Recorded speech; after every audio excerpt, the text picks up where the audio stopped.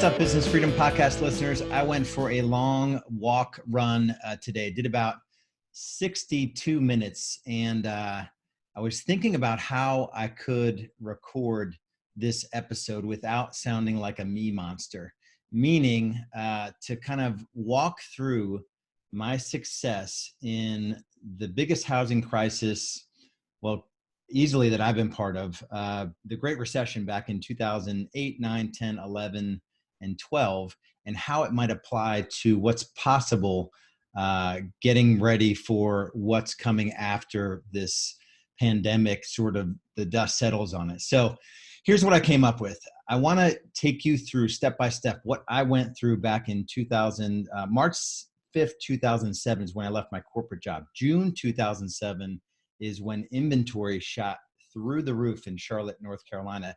And it wasn't until the end of 2008, September, October 2008, that it was the end of the financial world as everybody knew it. And so I got into real estate March 5th, 2007. Unbeknownst to most people, 3 months later, the market shifted. And that year, 10 months in 2007, sold 27 homes. In 2008, with a part-time assistant, sold 44 homes. And then I hired my first buyer agent late 2009. I sold 58 homes. I did 54, and my first agent did 4 that year. And then the opportunity was that everyone was getting out of real estate. And I think that opportunity is going to present itself. I don't wish harm on anyone, yet there are a lot of folks that have a real estate license that just need to go back to doing what they were doing before they got into real estate. And I mean that, I don't know how I mean it. I just mean it like the roster's getting set to do what it did back then. It went from 15,000 licensees here locally in Charlotte, North Carolina, down to 5,200 at its lowest point. We're up to 17,000 licensees here in Greater Charlotte, and it's probably getting set to go back to 6, 7, 8,000. You know, who knows what's going to happen. My point is that there's a massive opportunity for those that keep their heads in the game. And I'm talking to top producing agents and team leaders right now. The opportunity is massive. So in 2009, 58 sides. 2010, I did 118 sides. I think I did about half those sides. My team did the rest. Then in 2011, we did 178. I did about a third of those. And then in 2012, we did 248. Then we went to 310 and over 400. The year we did 248, I did 1 closing in January 2012. I had this dream of building a business that didn't rely on me. And there's 3 things that I want to go through that could help you with the journey, no matter where you are in the journey. So I got into real estate with no sales experience whatsoever. No business building skills whatsoever. I came from a corporate job where I did acquisitions and strategy for an aerospace company. And I mean, it was an awesome job. So I was traveling around the world, a multiple 6-figure income, if I counted my bonuses, to become a real estate agent. That first year, 2007, I think I netted $36,000. So I think I did about 250 top line. I got 175 from my broker. My splits were not good. I didn't last too long at that broker because all my business was generated by me. And then I netted 36. So I calculated my dollars per hour. We call that the Business Freedom Index at Real Estate B School. And it was less than 20. Less than 20 bucks an hour I made as a real estate agent, which I would imagine is actually pretty standard in the industry. Took me about 5 years. So about 2012 is when I went up to close to $500 an hour because I built leverage systems, empowered people, sustainable systems. The whole mission of Real Estate B School now is what I was able to achieve. There's only 3 things that I really focused on. And I want you to consider, no matter where you are in your journey, this shift that we're going to have, there's no doubt that there's going to be a major, who knows what major is. There's going to be an economic consequence of what's going on now. Businesses are laying off people. It's just a challenging time and it's not going to bounce back quickly. Businesses are going to reinvent themselves. I was joking with my wife, Julie. She did her roots of her hair. Now, my mom was the one that gave her the product. So my mom's a hairdresser. And so she had a supplier for the goods. And she showed her sort of on over the phone, or told her how to do it. And my wife did her hair and it looked great. And she's thinking to herself, like, maybe I don't need to go into the hairdresser, every month or whatever. So I think things are just going to change going forward in a lot of businesses and industries. And a lot of businesses, unfortunately, aren't going to be able to make it through what's coming. And a lot of real estate agents aren't going to be able to make it through what's coming. So I'm calling the episode "How to Grow During a Crisis." It is all I knew. In fact, I would say that those first 5 to 6 years, it was almost, I went from 27 sales in 2007 to 2014, over 400. So in a 7-year period, I would say that growth was easier because everyone had gotten out of real estate, and then everyone got back into real estate, and all these 1Z, 2Zs, 4 or 5 deals are just being disappeared into these thousands and thousands of agents that came into our market and got their license. So 3 things that I want you to consider, no matter where you are in your journey, if you're going to build a leveraged real estate business. And the first one, I'm going to name all 3, and then I want you to take notes and really sort of consider what I'm going to go through. The first one is economic model. The second one is value-based commission splits. And the third one is team structure and cadence. And I've done podcast episodes on these things before. I'm going to do it in the context of the opportunity that exists right now. The first one, and this is assuming that you're going to do more than be a solo agent. If you haven't heard me talk before, there's 12 jobs that a real estate agent needs to do to be successful. I would say 10 of those jobs you could get someone at a much lower pay grade. And that's not a diss against anyone that's at a lower pay grade. The reality is, most of a real estate agent's job, you can train someone to do that job at 15 to 20 bucks an hour, 25 to 30, maybe 40 to 50. Buyer agents in our market are making 40 to 50 bucks an hour. Showing agents are making 25 bucks an hour or so, maybe 30 bucks an hour. Runners are making 10 to 12 bucks an hour in our market. Administrators are making 15 to 20. A good administrator is 15 to 20 in my market. So the amount of leverage that's available, if you really sort of consider what you do on a daily basis, is massive. And all you need to do is design the system, train someone to run it, make sure they're a culture fit, and off you go. And so first one is economic model. Most folks that look to go from solo agent to bringing an administrator on the team, and then a showing agent, a buyer's agent, more buyer's agents, a second administrator, they don't really consider what the economic model is. And by economic model, I've covered it before in another podcast episode, so I'm not going to go super deep on it.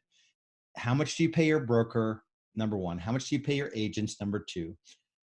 The total GCI from the team, less those 2 numbers, what's remaining is your real revenue or gross margin. That percentage of total team GCI has to be, your gross margin has to be as high as more than 60%. Closer to 70%. Anything 65 to 70% is really where it needs to be. If you look at most teams, they pay their agents more like a brokerage, and then they struggle to provide services which come below gross margin, and they just can't do it. They can't figure it out. They're overpaying their agents, and they're providing a whole bunch of leads, administrative staff, and overhead. And the math just doesn't work. The good news about a shift and what's coming is that agents can't provide any of that stuff, and they're going to be willing to see the value, to open their eyes to the value of a well-run real estate team. That is the opportunity. And the opportunity exists even if you already have agents on your team and the splits are wrong. So I'll get into value-based commission splits here in a second, but gross margin and then past gross margin. So hopefully there's, let's call it a third you pay your broker and your agents. And let's assume you're out of production. That's another assumption. Most team leaders miss the mark on what they pay their agents, and I'll cover value-based commission splits here in a second. They miss the mark, and they have to produce at a high level in order to make money, to make the whole thing make sense. And that's a failed economic model. I see that more than half the time with the team doing 100, 150, 200 units.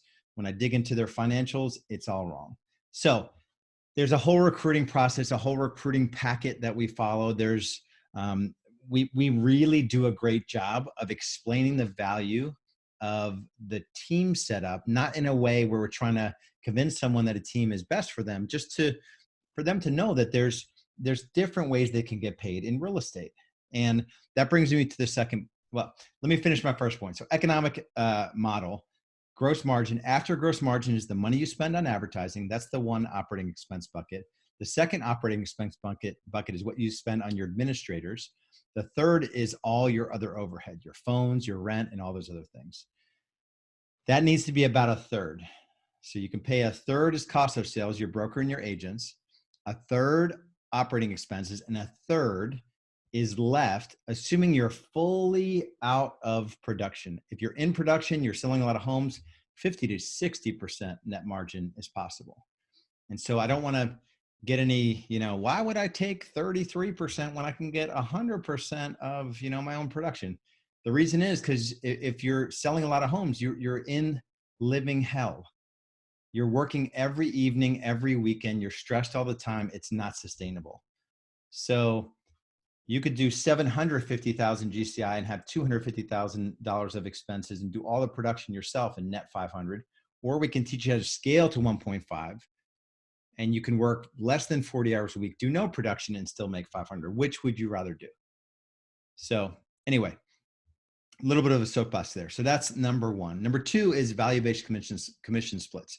Regardless of if you're just starting a team, or so let's assume you're a top producing agent, you've already figured out how to sell 40, 50 homes a year, and you're going to bring an administrator on. This is the time to do it. I brought my administrator on in 2008, and I hired my first agent in 2009, the first year of the Great Recession. I hired my 3 or 4 agents the second year of the Great Recession, and then my second administrator later that year, and then more agents the third year of the Great Recession.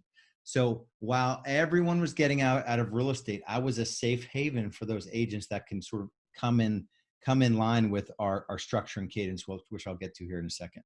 So value-based commission splits means that just think of the value that the team provides versus what the agent provides. We have a very specific way that we teach this, and you just have to think. So the real estate agent thinking, for someone on your team, they think that listings and buyers are the same. I need to get paid as much as possible on my SOI.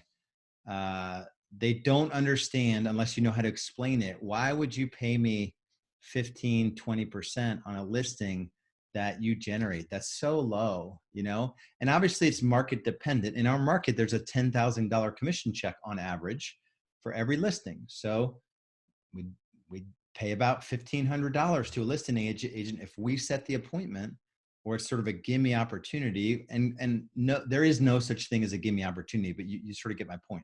So they may have 10 hours, 15 hours in the deal, and they're going to get paid $1,500. That's about $100 an hour. It's really good pay in my market for real estate agent services. So I'm talking real estate agent services. There aren't many agents in my market that could get paid $100 to $150 an hour. And this is business owner thinking. This isn't real estate agent thinking. So you've got to take off the real estate agent cap and put on your business owner cap to start to have these conversations. So just think, that's the mindset behind it. I want you to think about the mindset behind value-based commission splits. Think about it. If you need to get to only paying out 33% of total GCI, let's say you couldn't do any production and the team did $1 million GCI, you had $333,000. Let's say that was 100 transactions, to use a $10,000 per transaction example.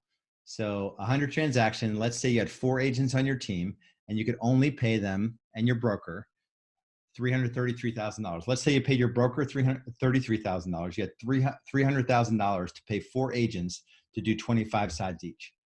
That's good pay. That's $75,000 per agent to do 25 sides. That's $3,000 per transaction. It blends out at 30%. And you have a little bit of money to give to your broker. That's the math. If you provide the value and you have the lead gen, you have the administrative staff, you're giving the agents the opportunity to work on their 20% that they're really good at and that they get paid well for. And you're going to take the 80% My example, the 10 out of 12 activities that a real estate agent does that they don't get paid well for, you take all of those off their plate. You can make these numbers work. It's just a mindset shift. And I'll go into teams that are, running 2-3 million GCI, and they've set it up completely the wrong way, where they're giving away 50% or more to their broker. And not even the broker is not the big deal, but their agents, they have just everything wrong. So $1 million team giving away 500,000 to their agents and their broker. And then they're probably spending more than 11%, 11%, 11% on the three buckets. And then they're single digit, maybe low double digit profit. And they're wondering like, hey, what's going on? They just didn't think with the end in mind. All right. So that's value-based commission splits. Number 3, team structure and cadence. This is the just awesome opportunity. What's going on right now. If you're running a team, or if you're not running a team, but you're going to start a team. So let's say you're going to put yourself in my shoes, and you're going to take advantage of this market, and you're going to be the light in the darkness, right? You're going to get an administrator and you're going to launch your business. You have to establish a structure and cadence for yourself before you bring others into your world.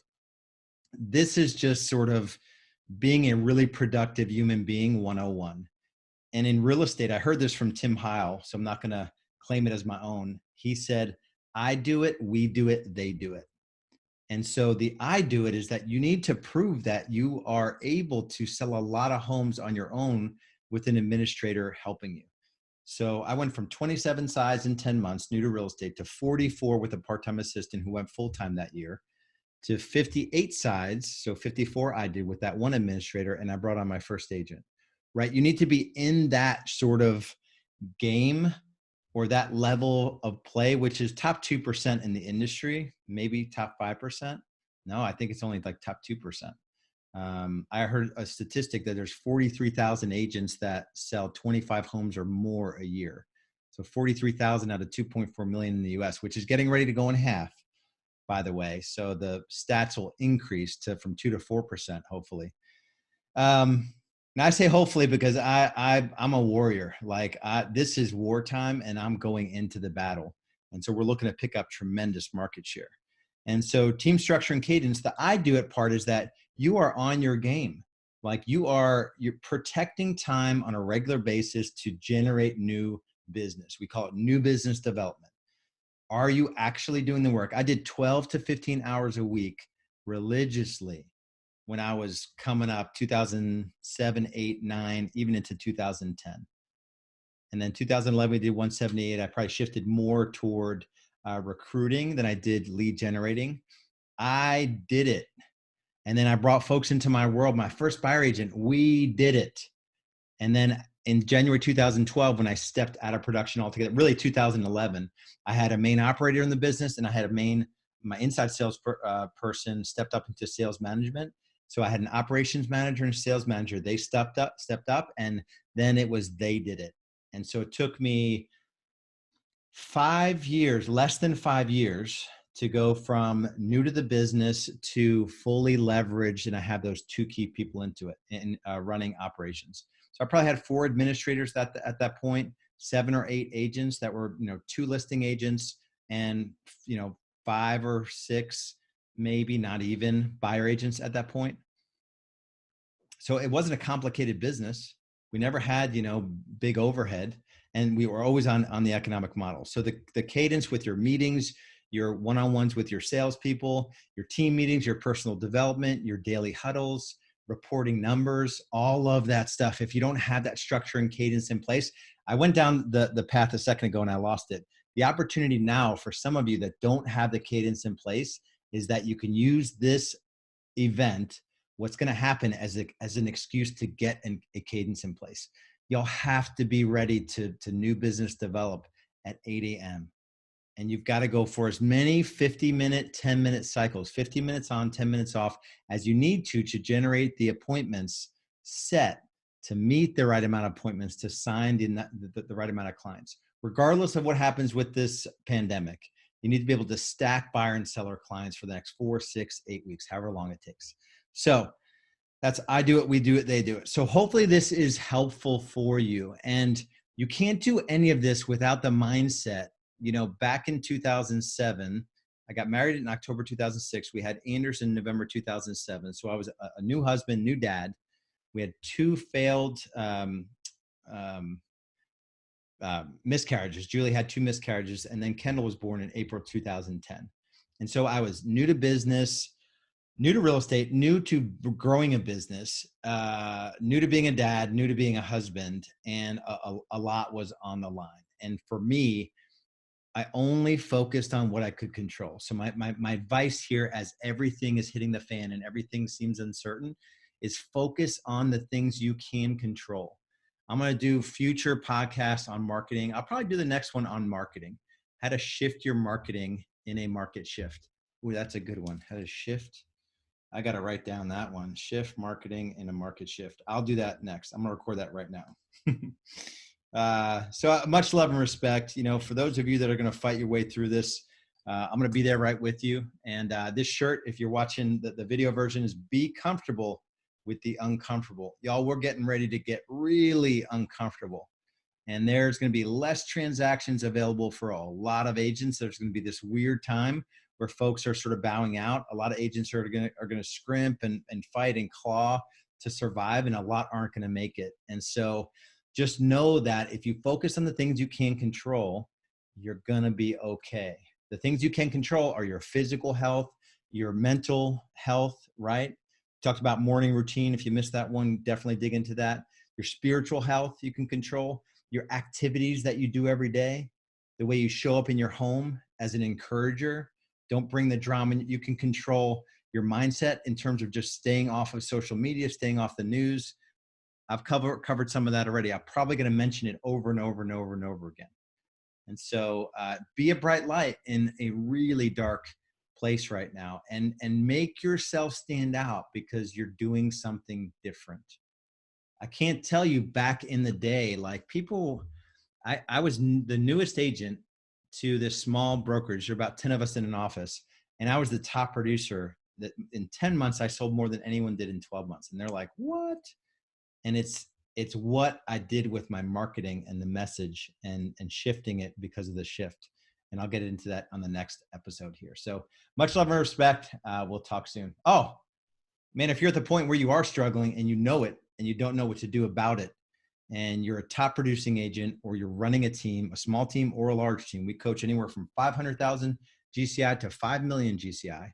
If you're in that sort of that, and even if you're close, maybe you're on a run rate of 500,000 and you don't know what to do, all we could offer you is a conversation. So just go to Real Estate B School. There is in the resources, or you'll find a strategy session, or you can hit apply now. Just gather a few bits of information. There's some really good resources over there, the podcast episodes, some giveaways, some masterclass training that you can get access to, just some cool stuff. There's a 15-minute training I did on how to break up your business into drivers and accelerators, and how you can sort of evaluate where you need to focus on next to scale your business, regardless of what the market is. A lot of awesome resources over there. And there's the orange button everywhere on the site. Is a next step if you know you need to have a conversation with one of our business coaches. So if that's you, take action right now. The conversation is just to serve you to see where you are, where you want to go, what's holding you back. Be well. We'll talk soon.